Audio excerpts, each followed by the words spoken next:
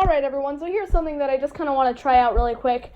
It's a new series I've been thinking of doing for a while now, but I didn't really have a good topic, but I have one now, so we're just going to go into it. The idea for this series is it's going to be like a podcast type thing. The only visual you're going to have on your screen is like the title card I have up now, so basically just put this on in the background. There's nothing to watch on screen. Anyways, so like I said, I didn't really have anything to talk about, but the Southern 500 really reignited this idea. So let's talk about that. It started off as normal. The race was scheduled to be run at 3 o'clock, but the problem was rain. There was a lot of rain in the Darlington County area, forcing, of course, a rain delay. So at first this seems like, oh, well, how can you call the Southern 500 a perfect race if it had a rain delay?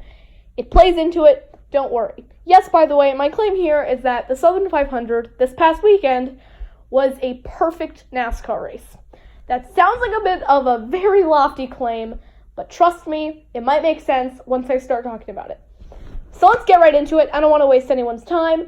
First off, the rain delay. The race was scheduled to be run around 3 o'clock Pacific time, but with rain in the area, it had to be pushed back. The race would not get started until about 7 o'clock Pacific or 10 o'clock Eastern. And while this may seem like something that would detract from a perfect race, no, it didn't. It set the atmosphere just right. A rainy and gloomy day that just perfectly played into the atmosphere of a dramatic Southern 500 with a close playoff battle between Ryan Newman, Jimmie Johnson, Daniel Suarez, and Clint Bowyer. We'll get more into that storyline later. For now, let's just focus on this. The race would finally get underway after much tension. That's another thing that the rain delay did. It built tension, and everyone knew that the rain was going to wash away any groove on the racetrack. Now it would be a totally green racetrack with total unpredictability. All it did was raise the tension more and more and more. The green flag would fly at what I want to say is around like 6:45 p.m. Pacific time. I'm going off of Pacific because I live in California.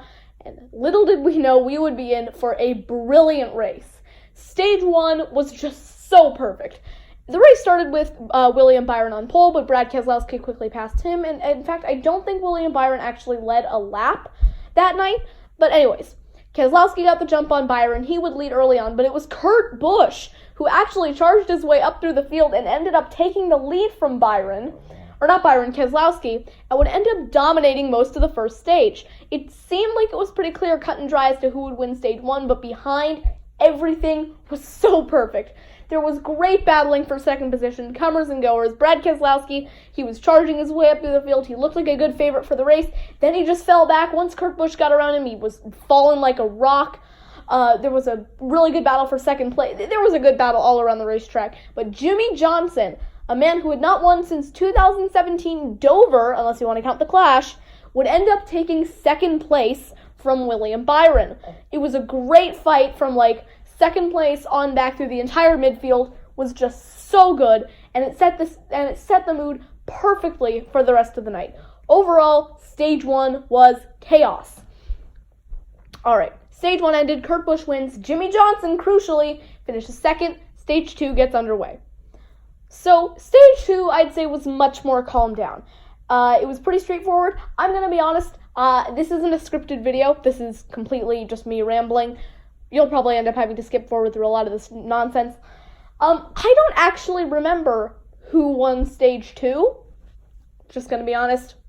It might have been one of the JGR Toyotas, but I really don't know. But stage 2, it was a little bit more dull. But one crucial thing that did happen, this might have happened in stage 1 actually, don't quote me on this, the Chase Elliott and Jimmie Johnson, I can't believe I said that, the Chase Elliott and Joey Logano battle. Logano clearly had a faster car than Elliott in his beautiful Kevin Harvick throwback, and Chase Elliott was really holding them up. So, Joey Logano, being Joey Logano, moved Chase Elliott and pretty much put him in the wall. You heard it over the radio. He was not happy with Chase Elliott. Here's the second aspect of this perfect race, the drama. You can get into the playoff drama all you want, but I think this battle perfectly encapsulates the Southern 500. You have the longest, most like attrition driving, I don't even know how to describe it, just like you need to be so mentally tough to win a Southern 500. And I think that tensions boiling over is just proof of how rough this race is. So Joey Logano ended up putting up Chase Elliott in the wall, was not happy over the radio, and there was definitely some fan backlash, which I'm just going to give my opinion here was completely undeserved. Fans say they want hard racing, so Joey Logano went out and did hard racing. If you don't like that, then okay. I think a lot of people's concerns were that, oh, well, Joey Logano always races everyone else hard, but then complains over the radio when he gets raced hard. Okay, yeah, but you have to remember that this is Darlington. This is the Southern 500, It's not like a much easier track to navigate like, New Hampshire. I would even say Sonoma. Just much easier tracks that don't take as much attrition as Darlington. Everyone's going to be upset at some point, and I think any backlash that Logano got was just completely undeserved, but that's probably me being a little fanboy. Anyways, the second stage was pretty dull, but then towards the end, this is when things picked up. Clint Bowyer, Jimmy Johnson, what a battle that was. Johnson and Bowyer were just absolutely going at it.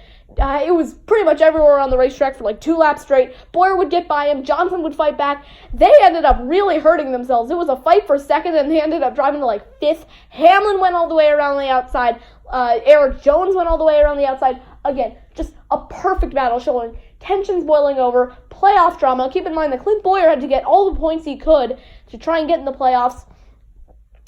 Just something about it was just so perfect for Darlington. And the moves that Hamlin and Jones put on those two, brilliant. Winner of Stage 2, again, I don't remember who that was. I'm just going to say it's Kyle Busch because that sounds like something he would do. It didn't actually end under green. I think it ended when the 54-52 car ended up getting in the wall. It was probably Ryan Newman's fault. Dear Lord, did Ryan Newman do a lot of stuff that night. So yeah, that's how Stage 2 ended. Now, another thing of note, Ryan Newman, Daniel Suarez, another playoff drama. Suarez just pretty much turned him. I can imagine inside the cockpit he was saying, "For De Benedetto!" while absolutely destroying Ryan Newman's race hopes, who already wasn't having a good night. Ryan Newman would end up spinning, never really recovered. Another instance of just this perfect race. There was playoff drama. You had the rookie and Daniel Suarez, not rookie, but you had the young driver and Daniel Suarez against the insanely rough, incredibly hard to pass driver and Ryan Newman. Tensions boiled over, and in the end, it ended in spin, playoff drama, all the like. Anyways, Stage 2 ended under caution, and it was time for my favorite part of the whole race, Stage 3. I do think that Kyle Busch won the stage, but anyways, it started off pretty dull. Not too much was going on. But then Joey Logano had a flat tire. This might have been in Stage 2, but I want to say it was in Stage 3. And again, you have this, perfect essence of, you have Joey Logano, who has arguably been one of the best racers all season. Now I say that, and people are like, but look, he's only won 2 races. Truex is the best. Kyle Busch is the best. Yeah, but look at where he was in the standings, right? Pretty much throughout the entire season, except for these last few races, Joey Logano has been on top of the point standings as your regular season leader. In fact, I don't know what happened to him these last few races. Logano's been absolutely garbage. Now, I think a lot of that is down to, tires and stuff. He should have had a top 6 or 7 at Bristol. He should have been top 10 at Darlington. Tires took him out of the running both times. Very unfortunate, but again, just this perfect race where you have this guy who's been on top all season, and then towards the end, right, he's just falling off. Something about the pressure of the playoffs, something about it, it's just ruining, it's ruining Joey Logano's mental state right now. I don't really know a better way to put it, but yeah. Logano had a tire go down, ended up suffering massively, and from there, just this chain of events kicked off, where everyone was fighting, scrapping for positions. It was all great. And then, of course, it had to come to an end where Daniel Hemric had a flat tire, smacked into the outside wall, behind a bunch of guys just went spinning, crashing. Now, crucially though, Denny Hamlin was involved in this, William Byron was involved in this, and Jimmy Johnson was involved in this. You thought you had, the ultimate climax where you had, the driver was going to win. You knew that Jimmy Johnson was going to have a good race. Boom! Anticlimax. Because you think you know what's going to happen, you think it's going to die down. Nope, you get a caution, you get a restart, and major contenders are out of the race. Denny Hamlin was looking like a favorite. He, quote-unquote, won the Darlington race before he got disqualified. Everyone knew that Hamlin was going to be a threat. Boom, out of the race. Daniel Hemric, really good rookie driver. Boom, out of the race. It was just the big one at Darlington. Shout out to Ty Dillon, by the way. If you look at the replay of that wreck, Ty Dillon just put his car like perfectly to slice in through the wreck while it was still happening. Beautiful move by the 13. But anyways, that's not my point. It all kicked off. Major contenders were put out of the race, and then everyone came to pit road.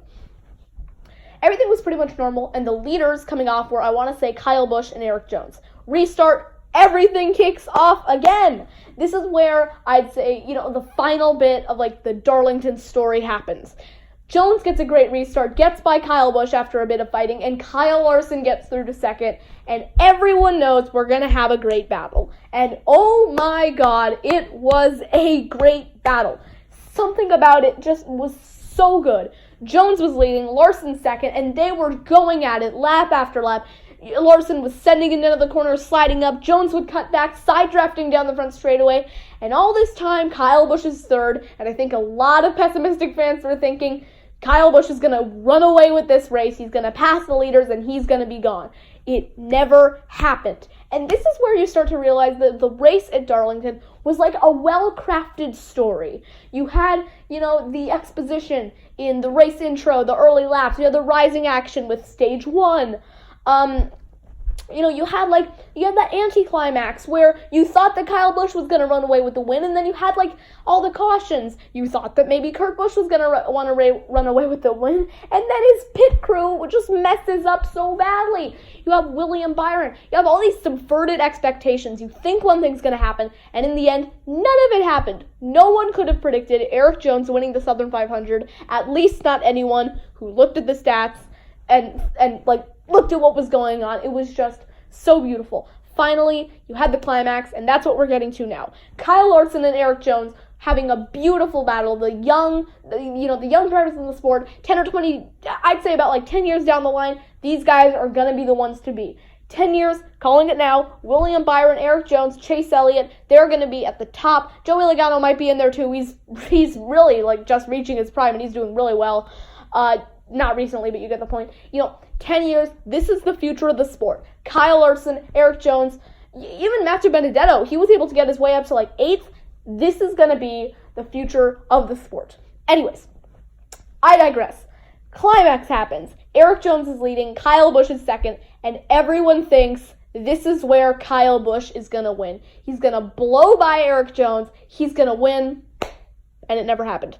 Kyle Busch, he blames it on the dirty air. Sure, Kyle. Everyone else could pass that night, but yeah, it was the dirty air. Sure, we'll go with that. Kyle Busch could just never get around Erik Jones. Again, with this masterclass in storytelling. Everyone thinks that the villain, Kyle Busch, the guy that everyone, either you love to hate him or you just hate him, everyone thinks that Kyle Busch, the villain, is going to, take out the hero. Erik Jones, Kyle Larson, he's going to rise to the top. He's going to be the winner of the Southern 500, and pretty much everyone is thinking the same thing. Kyle Busch is going to win again. Again. Never happened.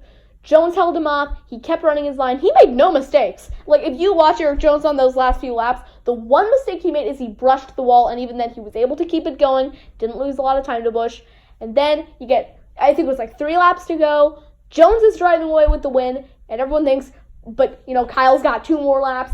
It's time for Dive Bomb City. We're ready for the ultimate. He hits the wall. It could have been a showdown for the ages, but Kyle Busch smacks into the outside wall. Boom. He's out of the running. You look at the interval, right? 0.5 seconds, 0.7 seconds, 0.9 seconds, 1.1, 1.2, 1.6, and slowly Kyle Busch falls away from Erik Jones, and I can imagine for the Kyle Busch haters, everyone is loving it. Honestly, if you didn't love the race at Darlington, or at least like it, I need to hear your reasonings. Tell me in the comments if you don't think that Darlington was a good race, because I would love to have a debate with you on that, because you are wrong. But anyways, the villain, Kyle Busch, is defeated in the end. Erik Jones, 2 laps to go. Everyone thinks they're going to throw a caution. Restart. Kurt Busch is going to find a way to win this, or something. Something's going to happen, and it's not going to be Jones. Never happened. 2 laps to go. Kyle Busch smacks into the wall. And I don't mean kisses it and gets damaged. No. I mean bang. He's in the wall. Tires going down. And Erik Jones is speeding towards the white flag. And I know, I personally was saying, please no caution, please no caution. I want to see Erik Jones win this. And NASCAR, I don't know why, for one reason or another, did not throw the caution. Jones takes the white flag. It's over. You get one lap, you look at the interval, Larson overtakes Busch. Busch is just falling back, 2 seconds, 3 seconds, 4 seconds. He really fell back on that last lap. And Erik Jones comes around and finally gets his second career Cup victory. Erik Jones wins the 2019 Southern 500, Larson second, and they show a replay of Kyle Busch on the last lap, and he has given up all hope. He is riding the wall. He's thrown in the towel. He is done. It's basically how every, 5-year-old drives on the NASCAR games. Just full throttle it, into the wall, hope that you can make it back around. It's over. And man, I don't even know what to say, because it was just such a good race. What a deserved victory by Erik Jones. I mean, really, anyone who wins at Darlington, strategy or not, is deserving. I don't care if they played it off of fuel mileage. If you win at Darlington, you deserve it. It's such a tough track to drive. Jones drove the race of his life tonight. This is easily going to be one of his favorites win. If 10 or 20 years down the line, he's a Daytona 500 winner, Indy 500, or Indianapolis 400 winner, if the Indy's even still on the schedule. He's won 75 races. I guarantee you this is going to be one of his favorites. Just something about the Southern 500, it felt like a perfect story. Again, just going back to that same metaphor, right? Stage 1, rising action. Stage 2, anti-climax, you think you know what's going to happen, boom, there's the big one, bunch of major contenders, they're out, you have you got the climax, you got Jones versus Larson, Kyle Busch, everyone thinks he's going to win, falling action, Busch hits the wall, race over for him, Jones drives away, and finally, we're at the conclusion, the denouement, as they call it in storytelling, and Erik Jones is finally a two-time Cup winner. That should have been way better of a sentence, but I messed up the sentence. Man, just something about that race to me just said, yes, this race is going to be one of the all-time greats. I don't want to ramble on for too long, but that's why I think that the 2019 Southern 500 was truly the perfect race. Thank you all for watching or listening to, hopefully, the first episode of Flagchat. If you like it, let me know. I hope I didn't ramble on for too long. I'm probably not going to edit this. It's just going to be pretty much unfiltered, unscripted. Here's me talking about a race. If you didn't like it, let me know. If, no one likes it, I'm not going to keep doing it. In terms of stop motion updates, EcoBoost 400, final race of the season. Can't believe we made it this far. That's going great. I'm having a lot of fun filming it. That should be up next weekend. I need to have a good amount of time to, edit it and make it perfect. Trust me, you'll love it. I don't really have too much else to say, so just remember and carry this with you for the rest of your life. No heroics into Stand Avant, please. See you later.